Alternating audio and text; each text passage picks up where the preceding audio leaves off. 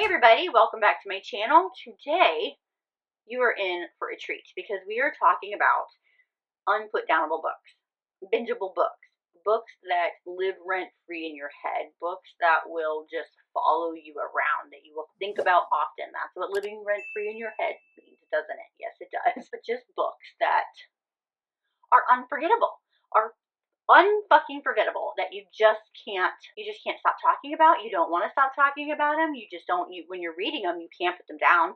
You might have to put it down, but all you're thinking about is that book, and you have to know what is about to happen. What's going to happen? Are they going to get together? Are they not going to get together? We know they're going to get together, but how are they going to get together?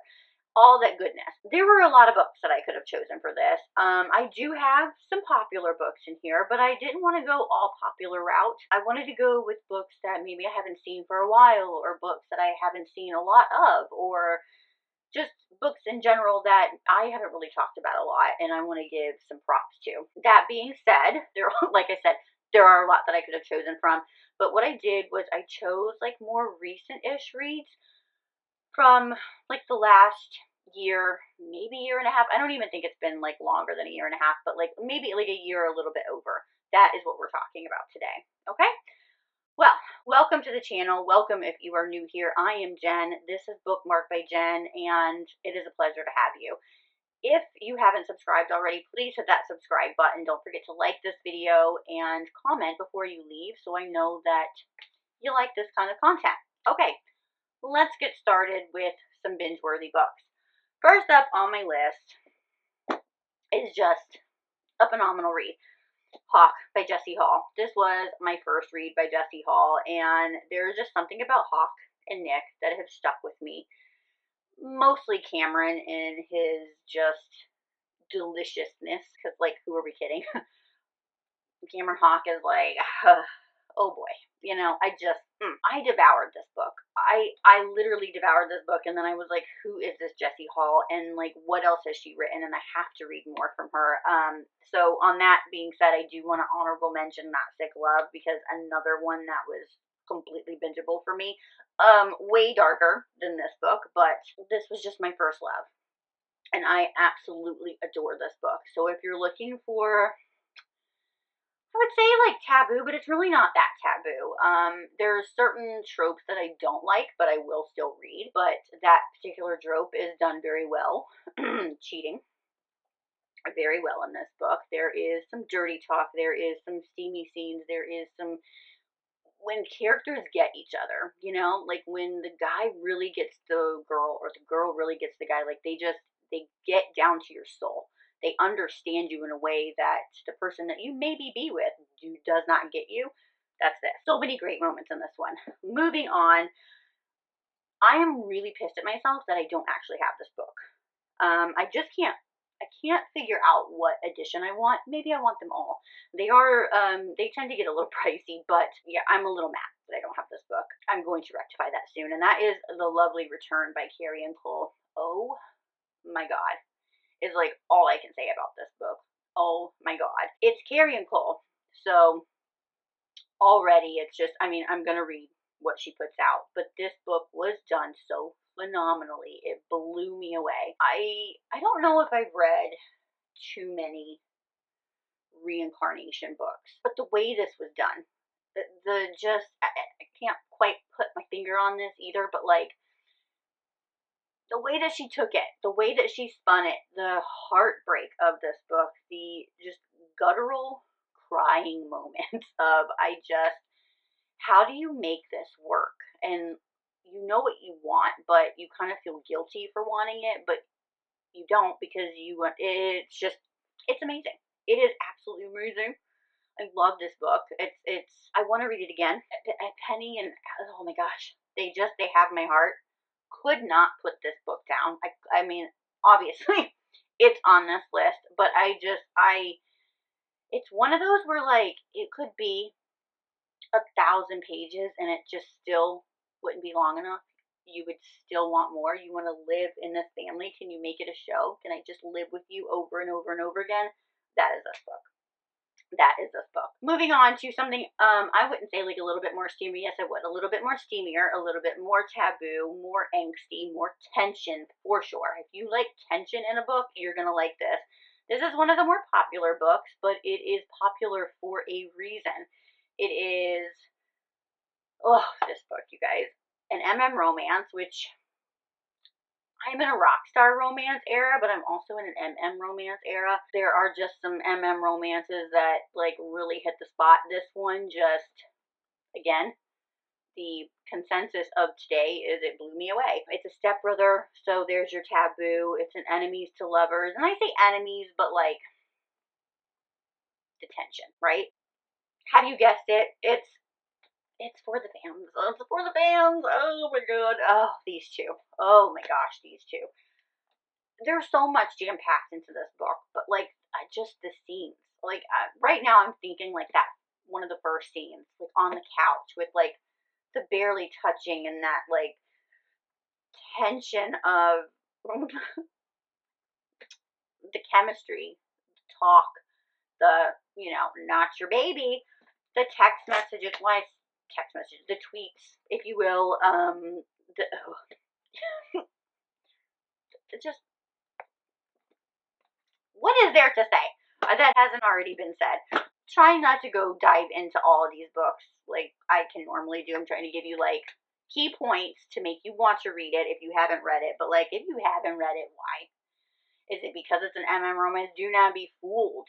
Do not be fooled how amazing it is. And then at the end, how emotional it is. How sometimes you learn that you have to let things go so that they can build and come back even better. Just saying that. Okay. Next up, we have Shattered Dreams. This was my first book by Natasha Madison as well. Her backlist is extensive. Like, unlike Jessie Hall, when I was like, what has she written? Like, consume, consume, consume. I was not aware, like, how many books Natasha Madison had. It is very big. In fact, one of my goals for this year was to read one of her series. I've yet to do that.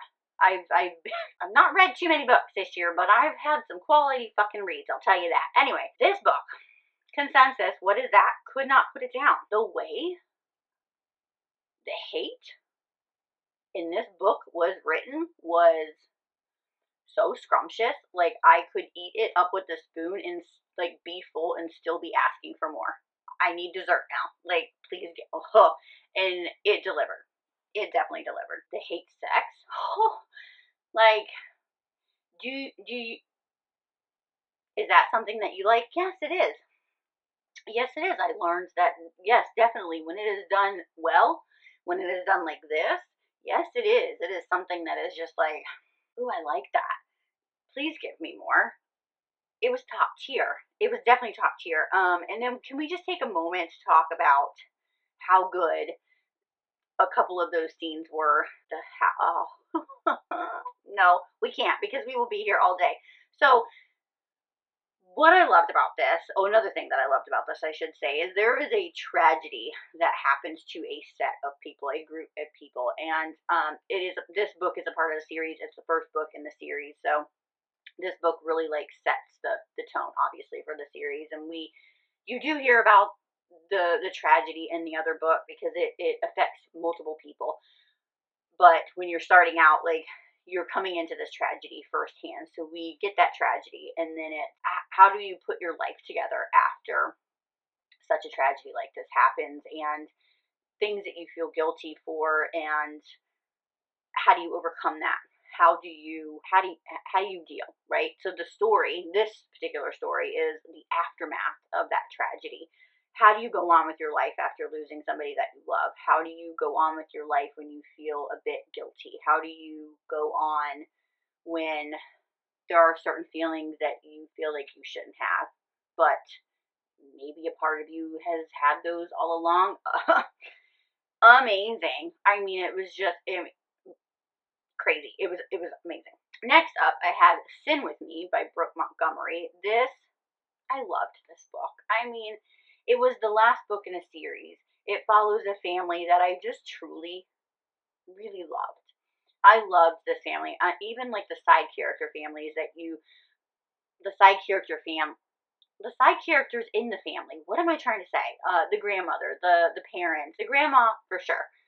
I freaking loved her. Like, I just really wanted to go to a Sunday dinner, and I wanted to sit down with them and craft afterwards. I really did. It was just an amazing series. But this one, I just think it was like the perfect last book to a series too. We follow one of the oldest children, the guy on this one. He is a twin, but he is dealing with some really emotional things. He's dealt with a lot of things in his life mentally, so we're dealing with that. So there's emotional there. But then we have like this really fun banter that's not campy. It's not like in your face. It's not like trying too hard. It's perfect. The sex is amazing in the book. The way that these two characters completely complement each other, I thought it was amazing because it's like complete honesty. It truly was the perfect ending to this series. You don't have to read all of the books in this series to get anything out of this book. However, you will get a fuller picture if you read the series. I will say this though, if you like small town romance, if you like tight knit families, if you like to have a few cowboys sprinkled in, then you're gonna love this book.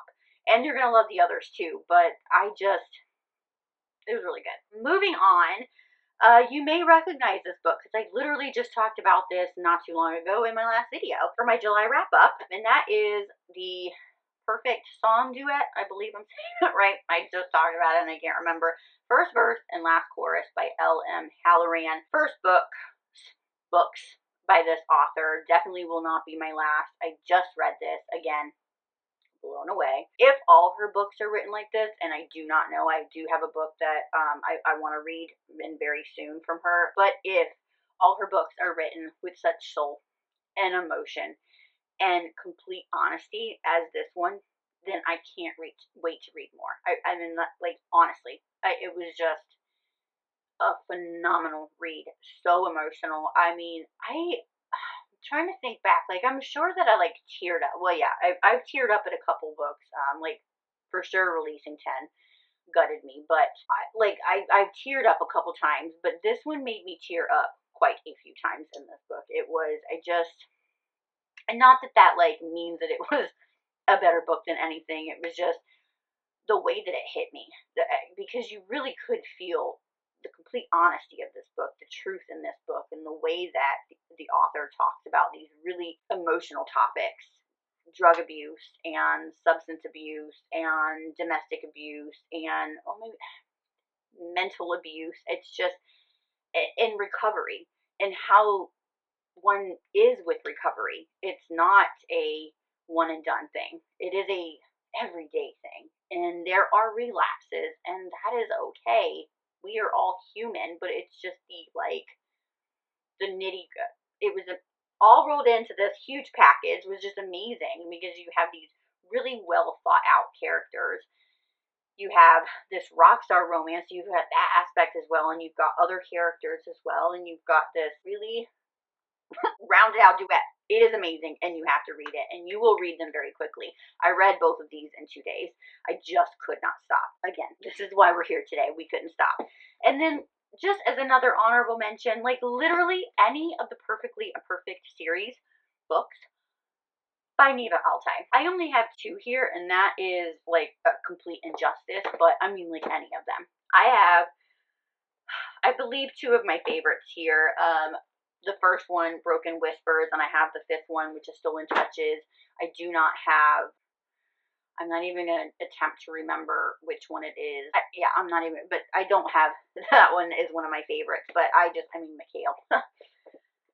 It's just amazing. They're short, so yeah, you can get through them really quickly, but when I tell you that and I don't know how she does it, because she does this amazingly, but the way that she can pack, look, okay? The way that she can pack so much into like 200 and a little bit more pages, she's a pure fucking genius. But any of those you will not be able to put down, and then you will be screaming for more. But the good thing is like, we have 10 of them. So go, get your fill. Get your fill of any of these and let me know. You're welcome. But let me know back in the comments. Like, come back and be like, yes, you were right. So there you have it. Those are my picks for some unforgettable, unputdownable, bingeable books that you just can't get enough of. And maybe you're in a book slump. Any one of these will help you. Take your pick. You've got an array of things here. I tried to give you a really good rounded scope of some books. So if you want something dark, if you want something that is a little taboo but maybe a little bit different, there you go. You've got something. If you want an MM romance, if you want more taboo, more forbidden, if you want enemies to lovers, if you want small town, if you want cowboys, if you want rock star, if you want emotional, most of these are emotional. So you can get, I mean, if you want emotional, then I'm telling you to go with The Lovely Return. Shattered Dreams is a little emotional. Have You Sin With Me could be emotional. First and Last Chorus for sure emotional. If you need to talk about it, you can find me in the comments. You can DM me on Instagram. You can send me a message anywhere. I will definitely respond to you. But definitely let me know what your bingeable books are, what your unputdownable books are. I'm curious. All right, I'm going to go ahead and get off here so I can start editing and get these videos up. I'm going to catch you on my next video, and I will catch you in the comments below. But until then, happy reading. Bye.